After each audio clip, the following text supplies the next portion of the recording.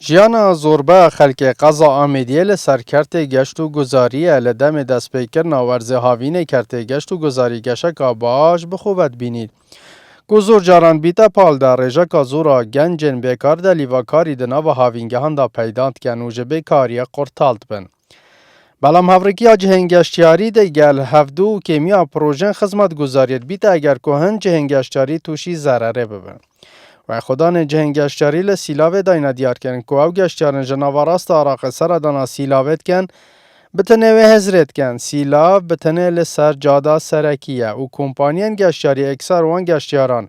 روانه هن جهندند کن.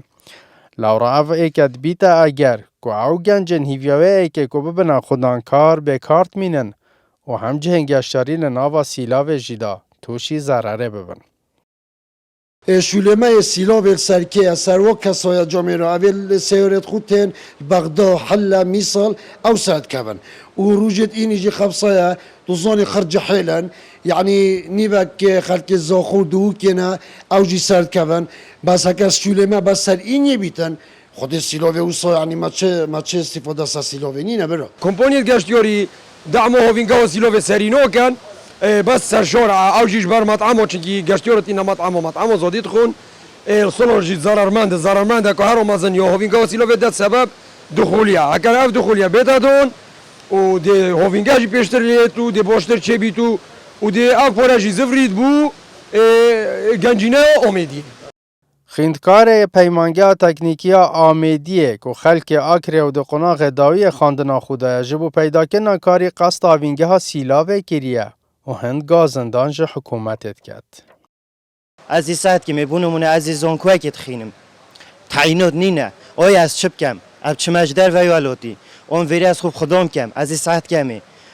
برای که این کردندی چه شول نینه اما ته ساگینه گشتیاری جیو کمه دی ساگینه ویری دی عردکی گشت و گذاری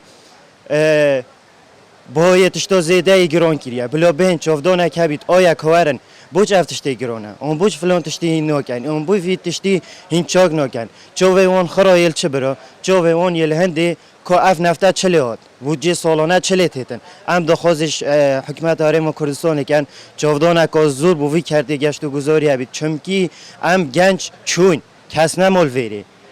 خدان این کاری لحاوینگه سیلاوه دنه دیار کرن هاتن آگشتیاران ده لیوکا زیری نبونه هلانا بیکاری لناوا تخا گنجان. بلام دبید حکومت جافدیریا جهنگشتیاری بکن دا کو اکسانی ده کاری دا پیدا ببید.